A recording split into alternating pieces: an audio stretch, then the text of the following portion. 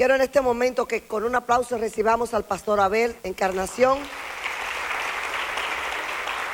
quien tiene la palabra de Dios. Dios me lo bendiga. Buenas noches, hermanos, hermanas, Dios les bendiga. Pueden sentarse, es un privilegio inmenso compartir con ustedes esta noche. Como dijera la pastora hace un rato, nos acompaña mi familia, pueden ponerse de pie ahí, mi esposa, mis dos hijas y la pareja de mis hijas. Pueden sentarse.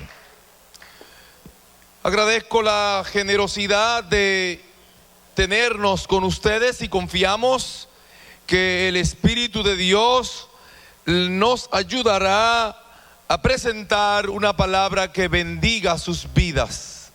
Si usted dispone su corazón, hace espacio para que la palabra le bendiga, entonces la palabra tratará con su corazón.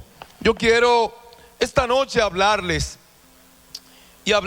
bajo un tema para compartir unos pensamientos bíblicos. Pasemos del mandato a la misión. Pasemos del mandato a la misión.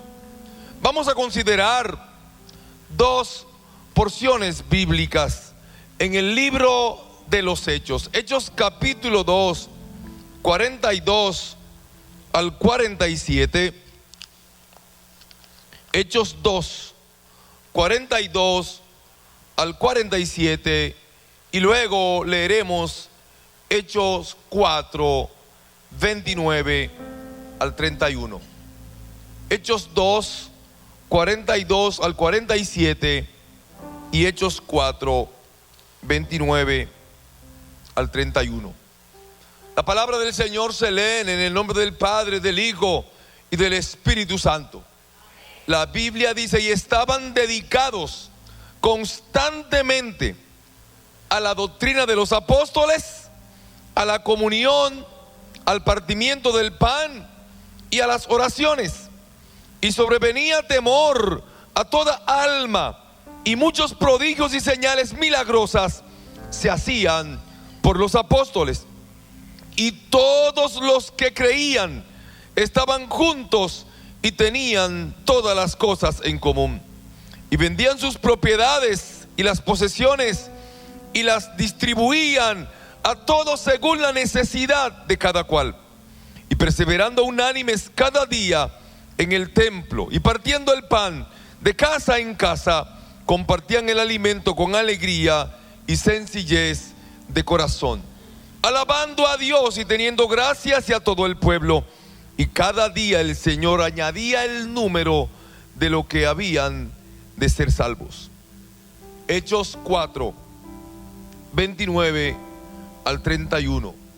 Los discípulos, orando al Señor por la iglesia y por la situación que enfrentaban de amenaza, dijeron: y ahora, Señor, considera sus amenazas y a todo tu siervo hablar tu palabra con todo denuedo, mientras extiende la mano para que llegue a haber sanidad y señales milagrosas y prodigios mediante el nombre de tu santo siervo Jesús. Y cuando ellos oraron, el lugar en que estaban congregados tembló, y todos fueron llenos del Espíritu Santo y hablaban la palabra de Dios con denuedo. Señor, te doy gracias en esta noche por tu palabra. Ellas son vida. Señor, yo te ruego que esta palabra, que es vida, se haga real en cada uno de nosotros. Tú sabes quiénes somos y de lo que estamos falto. Trata con nuestro corazón en esta noche.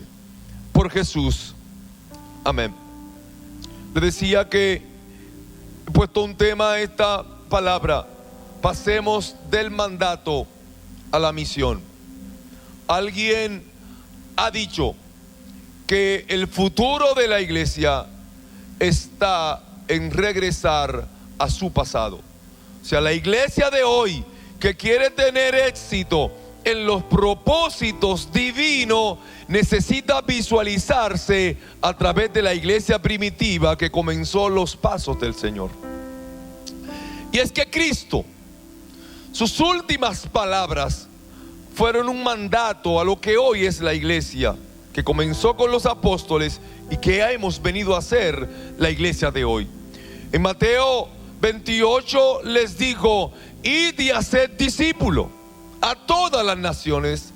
Marcos 16 nos dice: id y predicad el evangelio a todos los hombres, de manera tal que el que cree es salvo, el que no cree es condenado. Lucas 24 lo dijo de manera: y es necesario que se predique este evangelio en el nombre de Jesucristo. Y en Juan 20:21 les dijo: como el Padre me envió, así yo lo envío a ustedes. Tenemos claro una misión. Más adelante, en Hechos capítulo 1, encontramos que estando él listo para ser levantado, un apóstol preguntó, con esta visión de lo humano, con esta visión de lo inmediato, con esta visión de lo materialista que solemos ser los hombres: Señor, ¿reinaremos o no reinaremos? ¿Tomaremos el control de Roma? ¿Seremos los líderes del imperio, sí o no?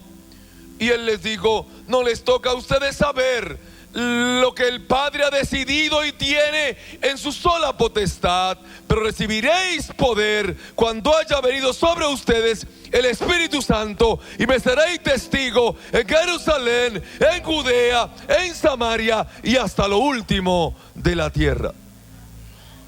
Ese es el mandato a la iglesia. Ahora, ¿cómo convertimos el mandato en misión? Porque no podemos quedarnos simplemente con el mandato, saber lo que tenemos que hacer, sino que nos toca hacer lo que sabemos que tenemos que hacer. La pregunta sería: ¿cómo lo logró la iglesia primitiva? ¿Cómo la iglesia primitiva pasó del mandato a la misión?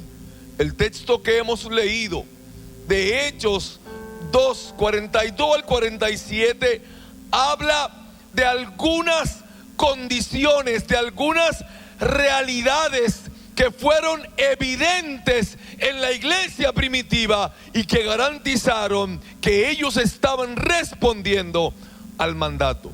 Lo primero, perseveraban en la doctrina. Perseverar quiere decir permanecer constante en una dedicación total, intensa, completa en la convicción que hemos recibido.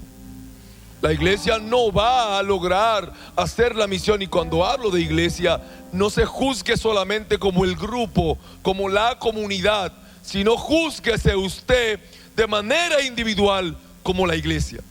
¿Sabe por qué es bueno juzgarnos como la iglesia? Porque en una congregación grande como esta puede haber un grupo que dice: bueno, mi iglesia evangeliza. La pregunta sería: ¿y tú evangelizas? Mi iglesia ora. ¿Tú oras? Mi iglesia es una iglesia comprometida con el servicio, con ayudar a la gente. ¿Y tú ayudas? Mi iglesia es una iglesia sometido a las escrituras. Mi iglesia considera la verdad. Mi iglesia es de una convicción saludable. ¿Y tú tienes convicción saludable? ¿O cavilas en tu pensamiento? ¿O dudas en tu pensamiento de la verdad? ¿O todavía espera ser convencido para poder responder? Así que cuando hablo de iglesia, hablo en dos sentidos. Hablo como comunidad, pero también hablo como individuo, porque la comunidad está constituida por cada uno de nosotros que se ha hecho parte de la iglesia. La pregunta aquí es: ¿cómo estás perseverando? Porque para lograr cumplir la misión hay que perseverar en la verdad. Hay que creer el mandato. Hay que confiar en el que nos llamó. Hay que confiar en el que nos ha convertido y nos ha envuelto en sus propósitos. Creer y marchar conforme su voluntad. Ahora, ¿permanecían en qué? Porque el texto es claro. Permanecían en la doctrina de los apóstoles, permanecían en la enseñanza transmitida por Cristo y que los discípulos la convirtieron en la base de nuestra fe. Hay mucha iglesia que permanece, pero que permanece en postulados, que permanece en principios de hombre, que permanece en hallazgos y en encuentro de supuestas verdades. Por eso tenemos muchas sectas, muchas congregaciones que se apartaron de las escrituras para seguir postulados de hombre. La iglesia que quiere responder a la misión de Cristo permanece en la doctrina de la santa palabra de Dios, transmitida a la iglesia por los apóstoles que Él instituyó. Si queremos pasar a la misión, entonces hay que entender la verdad del evangelio. Una segunda condición de esta iglesia es que permanecían en comunión y permanecían en el partimiento del pan. Permanecer en comunión es permanecer en unidad, saber que somos un cuerpo y que como cuerpo somos miembros de este cuerpo y que cada miembro, aunque diferente, tiene una función que responde al cuerpo en sentido general. De manera tal que en el cuerpo todo miembro es necesario y aunque con funciones diferentes, nadie puede prescindir de la otra parte del cuerpo. Ok, yo puedo vivir sin una pierna, pero no puedo ser tan eficaz como con las dos piernas. Yo puedo vivir sin un brazo, pero no puedo ser tan eficaz como con los dos brazos. Así que yo necesito todos mis miembros del cuerpo según el diseño divino para poder responder. Así la iglesia necesita que cada creyente incorporado a la iglesia que ha recibido sus dones para edificación de la iglesia lo ponga en marcha en el cuerpo para lograr que la misión de la iglesia sea eficaz y llene el propósito de Dios con la iglesia. Así que la iglesia permanecía en comunión, permanecía sabiéndose un cuerpo, de manera tal que cada uno hacía lo que le correspondía hacer. Y no lo hacía por casualidad, no lo hacía de vez en cuando. La Biblia es franca en decirnos en Hechos 5:42, y todos los días,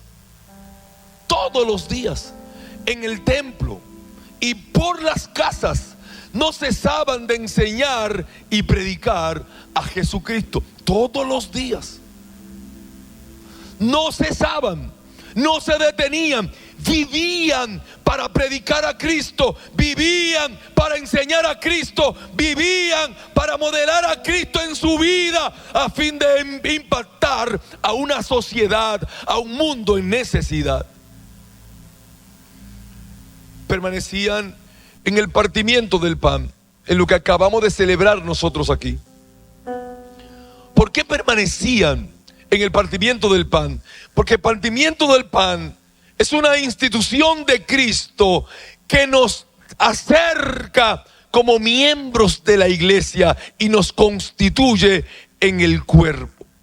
Una palabra que Pablo estaba trabajando cuando insiste en el hecho que enfatizaba la pastora, que tomen el cuerpo del Señor con dignidad.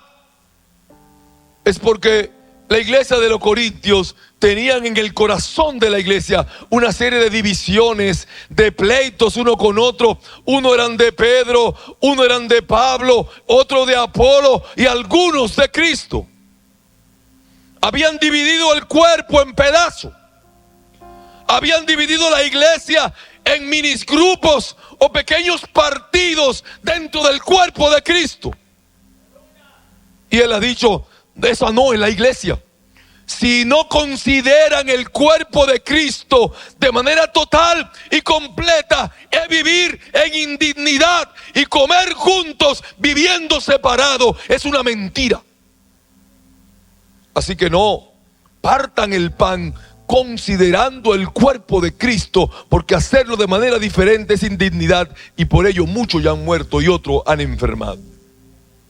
Así que el mandato es a todo el cuerpo, y como parte del cuerpo yo me involucro en lo que es mi compromiso, porque yo debo ser parte de la misión.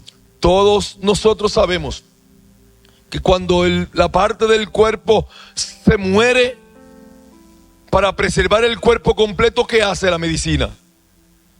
Amputa, quita, separa. No es posible ser un cuerpo vivo con miembros muertos insertados. La infección mata al cuerpo completo. Necesitamos que todos sean parte de la misión, porque el cuerpo de Cristo tiene que operar con eficacia, sabiendo cada uno que tiene dones para involucrarse en el compromiso de Cristo con la iglesia. El partimiento del pan es una práctica entonces que simboliza unidad, tanto en la cena del Señor como en las comidas diarias, porque esta iglesia se acostumbró a compartir y ser amigo en la iglesia y fuera de la iglesia. Así que estaban pendientes unos con otros para acompañarse, para compartir sus bendiciones, para suplir necesidades, para acompañar al débil de manera tal que ninguno dijera que estaba falto de algún bien, porque la iglesia tenía atención y estaba pendiente de la realidad particular de cada uno.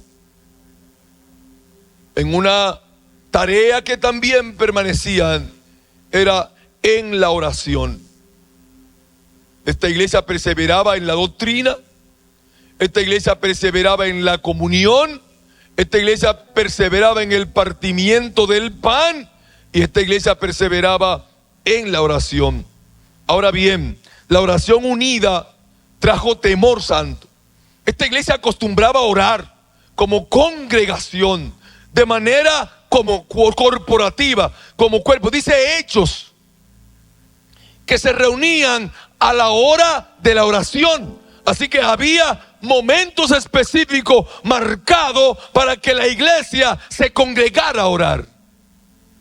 De hecho, Hechos capítulo 3 nos narra un evento que se da a la hora de la oración. Dice que yendo Pedro y Juan a la hora de la oración al templo, estaba en la puerta la hermosa un cojo que acostumbraba a pedir limosna, y como siempre lo hacía, pidió limosna a Pedro y a Juan. Quizás en algún momento Pedro y Juan tuvieron moneda y le dieron, pero ese día no había monedas para dar, y la reacción de Pedro llama la atención de la iglesia. No tenemos ni oro ni plata, mas lo que tengo te doy. En el nombre de Jesús de Nazaret, levántate y anda. ¿Sabe qué me llama la atención de ese texto? Que Pedro sabía lo que tenía, y Pedro sabía para qué servía lo que él tenía. ¿Para qué tenía él? La unción del Espíritu Santo.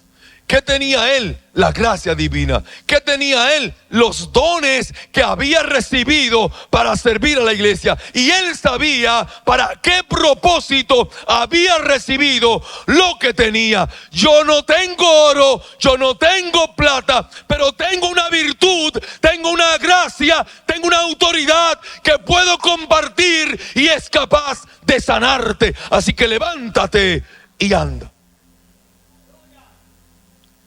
Esta vida de oración, este compromiso de oración este vínculo de la oración con la misión trajo autoridad de la iglesia en todo el pueblo, porque la Biblia dice que con esta iglesia ocurrían muchas señales, prodigios y milagros que llamaron la atención de la comunidad que rodeaba la iglesia.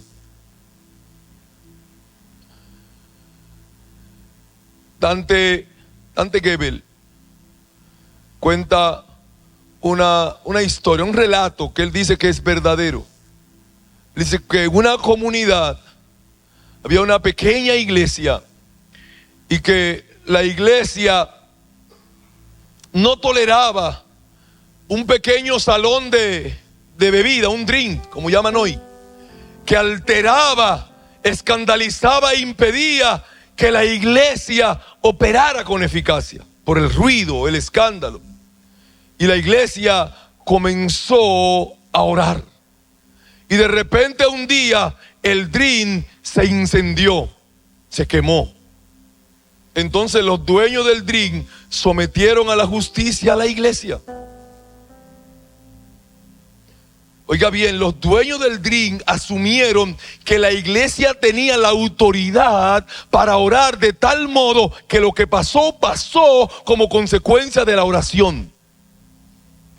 Sin embargo, los evangélicos que fueron al tribunal dijeron: no, nosotros no oramos para que eso se quemara, no somos responsables. La iglesia misma no creía en lo que estaba orando.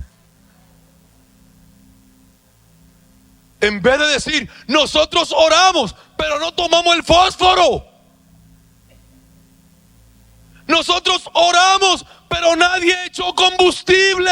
Si se quemó, fue porque Dios quiso. Problema con Dios, no con nosotros. Pero la iglesia misma no creyó en la oración que estaba haciendo. Así que mira, una buena oportunidad para que el pueblo temiera de la iglesia. La iglesia misma la despreció, sacándose de responsabilidad por temor. Esta iglesia no acumuló temor para hacer su trabajo, por eso tenía autoridad en su pueblo. Cuando digo que esta iglesia no tuvo temor, paso al otro texto, porque Hechos 4 es una consecuencia de Hechos 3. ¿Qué pasó? En Hechos 3 se da el milagro. Y Pedro, que era muy oportuno, al ver que se congregaba la gente, sacó su bosquejo evangelístico, trazó la palabra y como 5,000 recibieron a Cristo. Eso preocupó a las autoridades y apresaron a Pedro y a Juan. Interrogándolos, dijeron: ¿y qué mal hemos hecho? Porque era el cojo. Y ustedes ven en que en presencia de ustedes el cojo camina. ¿Qué mal hay en que un cojo camine? Y dice la Biblia que viendo ellos que no había argumento para apresarlo, decidieron liberarlo, pero con advertencias y amenazas. Váyanse, pero le queda totalmente prohibido hablar en nombre de ese hombre. Aquí no se menciona más Jesús, que ese hombre murió. Interesante lo que hicieron ellos. Dice la Biblia, Hechos 4, 23, que regresando ellos a los suyos, o sea, a los apóstoles, los demás que estaban reunidos en alguna casa, probablemente orando por ellos, le dijeron todo lo que había pasado y le contaron las amenazas que habían recibido. Y entonces, cuando los demás oyeron, todos unánimes volvieron a orar. Y la oración es totalmente opuesta a la recomendación de las autoridades. Las autoridades dijeron: no hablen más en nombre de ese hombre. Y ellos están orando: Señor, mira sus amenazas, que nosotros no le vamos a hacer caso. tú las tienes tú en cuenta. En cuanto a nosotros, danos denuedo, danos autoridad para seguir predicando tu palabra. Y en cuanto a las necesidades del pueblo, que el Espíritu Santo obre señales, maravillas y prodigios conforme tu voluntad. Esta iglesia oró consciente de una misión. Y yo quiero decirle que una de las crisis que tiene la iglesia de hoy es una crisis de oración. No que oramos poco, yo creo que oramos. Yo no puedo juzgar la vida de oración de nadie, yo creo que oramos. Ahora, pero yo pienso, como dice Santiago, que oramos mal. Pues cuando usted evalúa, nuestras oraciones son muy individualistas y egoístas. Nuestra oración tiene mucho que ver con nuestras necesidades. Señor, dame. Señor, sáname. Señor, resuélveme. Señor, mira el negocito que tengo. Señor, mira el trabajo que necesito. Señor, mira el novio que estoy esperando. Señor, mira aquello. Y todo se queda en torno a nuestra necesidad. Si fuese así con ellos, ¿sabe qué ellos deberían haber orado? Señor, líbranos de las manos de las autoridades. Danos un tiempo de vacaciones. Nos vamos a quedar tranquilos hasta que la presión baje. No fue lo que ellos oraron. Señor, mira sus amenazas. A nosotros no nos importan sus amenazas, pero danos valentía, danos autoridad para seguir predicando tu palabra. Yo he escuchado a gente orar en la iglesia, oración congregacional. Estamos orando por los perdidos. Entonces le decimos al Señor: Señor, mira a los perdidos, ten misericordia de ellos, ve y tócalo. ¿Cómo que ve y tócalo? Si Él nos dijo a nosotros: ay, vayan y prediquen el evangelio. Nos toca a nosotros ir, no a Él ir. Pero nosotros oramos: Señor, ve y tócalo. Señor, mira a los enfermos, visita esa sala de los hospitales y toca a cada uno. ¿Cómo que Él vaya a tocar a los enfermos? Cuando Santiago dice: si hay alguien enfermo entre nosotros, que los ancianos de la iglesia lo unen con aceite y serán sanados, y si hubieren pecado serán perdonados. No podemos pedir que Cristo haga lo que nos toca hacer a nosotros. He escuchado gente orando por los presos. Ay, Señor, mira a los presos, ve y enciérrate con ellos. ¿Cómo que se meta él preso? ¿Cómo que se encierre él con ellos? Pero no, Él dice que nosotros somos los que vamos a declarar libertad. En el nombre de Jesús nos toca a nosotros ir.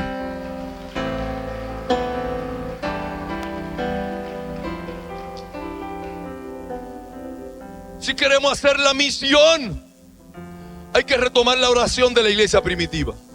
La oración de la iglesia primitiva tenía dos componentes. Dos. Señor, danos denuedo. Danos autoridad. Ponnos facilidad de palabra. Ponnos valentía porque hay oposición. Quita el miedo. Quita mi vergüenza, porque yo quiero predicar tu palabra. Yo quiero proclamar que Cristo salva, que Cristo viene, que Cristo sana, que Él murió en la cruz del Calvario por cada pecador, que por su gracia, que por su misericordia nos adoptó y nos ha hecho hijos, y que hay bendiciones especiales para nosotros como su pueblo. Ayúdame, Señor. Dame autoridad. Ayúdame a vencer mi secretismo, porque tenemos mucha gente que es cristiano pero de la secreta. Cristiano en su casa y en la iglesia, más nadie lo sabe.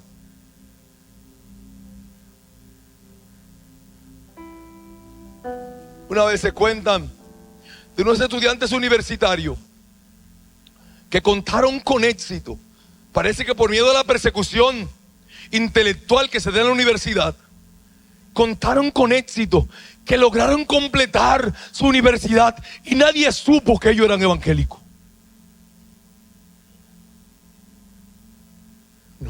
No puede ser. Si la Biblia me ha dicho: id por todo el mundo y predicad el evangelio a toda criatura. El que creyere y es bautizado será salvo, mas el que no creyere ya es condenado. Un segundo componente de la oración de esta iglesia, además de predicar por denuedo, por valentía, fue orar por la llenura del Espíritu Santo. No es en mi nombre, es en tu nombre. No es con mi autoridad, es por tu autoridad. No es por mi prestigio, es por tu muerte en la cruz del Calvario. No es por mi abolengo o por mi historia, es por tu pacto de amor obrado por el Padre que te envió a salvar la humanidad. Por eso, Señor, danos llenura del Espíritu Santo, para que a través del Espíritu Santo sean confirmado el evangelio a través de señales, milagros y prodigios. Un error de la iglesia es pensar que los milagros, señales y prodigios tienen que ocurrir en estas 4 paredes. Las señales, milagros y prodigios y maravillas son señales al pecador de la autoridad del evangelio. Así que las cosas que tú quieres que pasen van a pasar allá afuera cuando tú te atrevas a hacer lo que tienes que hacer. ¿Quieres saber si Dios tiene poder? Lee las biografías de los grandes misioneros, de los hombres y mujeres que se van a selva, que se van a desierto, que se van a territorio inhóspito, y cómo Dios le provee de vida, de salud, de alimento, de protección, de salida, porque el evangelio es testificado a partir de los milagros que se obran con la autoridad del Espíritu Santo. Pero a veces la iglesia se acomoda y espera que esas cosas ocurran en mi comodidad. Si tú creíste, ya tú no necesitas que Él te convenza de su poder, porque ya tú creíste. Ahora, el que está allá, que no cree, tiene que ser convencido del poder de Cristo y de su evangelio. Por eso ellos oraron: y danos evidencia por el Espíritu de señales, maravillas y prodigios. El texto termina diciendo: y cuando hubieron terminado su oración, todos fueron llenos del Espíritu Santo. El lugar donde estaban tembló, y comenzaron todos a proclamar sin denuedo la palabra del Señor. Hombres que acaban de ser liberados, amenazados para que no hablen, y en más o menos media hora, 1 hora después, están todos proclamando con autoridad el nombre del Señor. Es necesario pasar del mandamiento a la misión. ¿Cómo lo hacemos? Perseverando en la doctrina, perseverando en la comunión, perseverando en el partimiento del pan y perseverando en las oraciones. ¿En qué tipo de oración? En la oración por autoridad y valentía para predicar el evangelio, y en la oración a favor de maravillas, señales, prodigios y milagros que autorizan al evangelio cuando predicamos el evangelio. Si hacemos eso, pasaremos del mandamiento a la misión. Hermanos, y es urgente que la iglesia pase del mandamiento a la misión. ¿Sabe por qué? Porque si leemos el momento actual conforme las profecías, los tiempos están cumplidos. Muchos tienen la venida de Cristo muy lejana. Sin embargo, Cristo pudiera muy bien venir esta noche, porque no nos faltan evidencia de que las profecías se han cumplido. Pero antes que Él venga, la iglesia tiene que seguir anunciando el evangelio. Muy probable el hecho de que la iglesia no ha cumplido totalmente la tarea probablemente eso detiene su venida, porque Él no quiere que nadie se pierda, sino que todos procedan al arrepentimiento, porque Él murió por todo, porque Él nos ama a todo, y Él quiere que todos escuchen su evangelio y tengan la oportunidad de ser salvos. Y todavía nos falta trabajo. Es necesario que la iglesia pase del mandamiento a la misión. Ponte un momento de pies conmigo.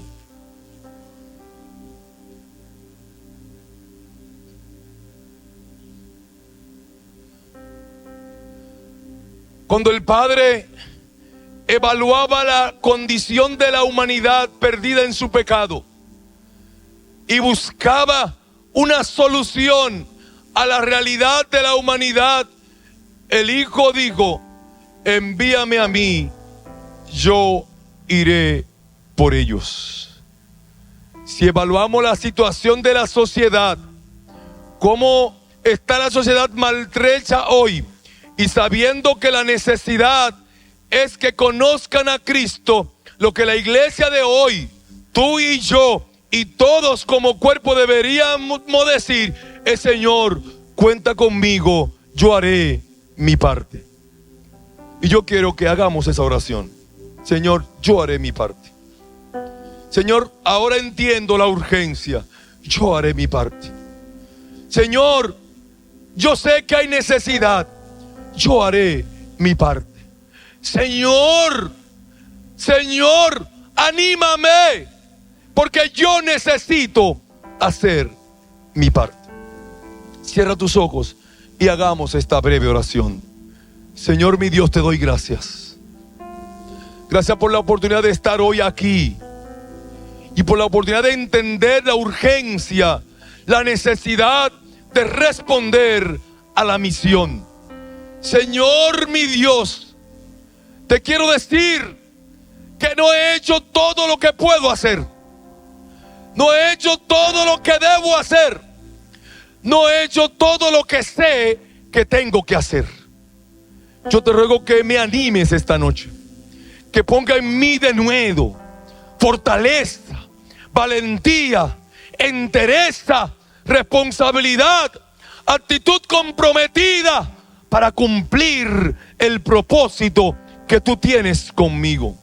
Yo no sé qué te toca hacer a ti, yo sé lo que me toca hacer a mí. Cada uno que haga lo que sabe que tiene que hacer en propósito de cumplir la misión de la iglesia, y Cristo prosperará el propósito de cada uno en su vida. Que Dios te bendiga. Si has hecho tu oración con sinceridad, Él te dará respuesta. Él te hará saber lo que Él quiere de ti y cómo Él necesita que tú te involucres.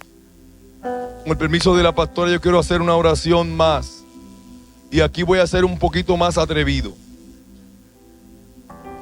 Si hay aquí personas que están conscientes, que saben lo que Dios espera de ellos, pero han luchado con dudas, han luchado con justificaciones, han luchado con una serie de oposiciones, y quisiera oración específica y te atreviera a pasar, podemos orar por ti.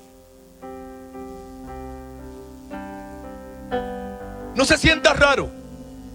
Yo también luché para responder al llamado. Mire, hermano, no es fácil ser pastor. Y los que son conscientes de eso nunca quisieron ser pastor, porque no es fácil. Pero de alguna manera, cuando Él tiene una intención con nosotros, Él nos envuelve y Él nos ayuda. Le digo más, a veces he querido renunciar, pero Él no me ha dejado renunciar. Así que nos mantenemos en la batalla cada día. Si tú has luchado por tu llamado, tú puedes pasar y oramos. Que el Señor te dé fortaleza para responder como Él te necesita. Que Él te dé, aleluya, convicción de lo que Él quiere que tú hagas específicamente. El dónde, el cómo, el cuándo, déjaselo a Él. Dile: solamente cuenta conmigo, yo lo haré. Si no te gusta pasar y quisiera que alguien orara por ti, pide oración a tu hermano que está al lado. Dile, ora por mí en eso, que yo necesito ayuda, no lo entiendo todavía, no quiero meterme en esa carga tan difícil, pero si Él me llama, yo lo haré, yo iré, yo lo haré. Señor, presento esta pareja, este hombre y esta mujer. Yo no conozco lo que tú tienes con ellos, yo no sé cómo tú has tratado con ellos, yo no sé qué tú has dicho a su corazón, yo no sé qué palabra profética tú has puesto en sus manos, pero ellos saben, porque ellos han pasado aquí con ligereza, con actitud comprometida para pedir oración, porque tú debes ayudarle. Ellos necesitan ayuda. Si hay dudas, si hay miedo, si hay vacilación, si hay cobardía, si hay incomprensión, tú resuelve todo eso, Señor. Lo ha hecho conmigo, lo ha hecho con otros. Señor, por tu misericordia, obras con ellos. Y que el trabajo que tú pones en su mano sea prosperado. Que tú pongas autoridad en sus labios. Que un fluir poderoso del Espíritu Santo unga su vida para abrir la boca con autoridad, para proclamar, para bendecir, para tributar a Jesús lo que Él merece a través de sus vidas. Usa su familia, Señor, que donde están colocados como trabajo, como servicio, sean luz, sean sal, que la gente reconozca lo que tú has puesto en ellos. Por tu nombre, por tu gracias. Amén. Fuerte aplauso por ello. Pastora con nosotros.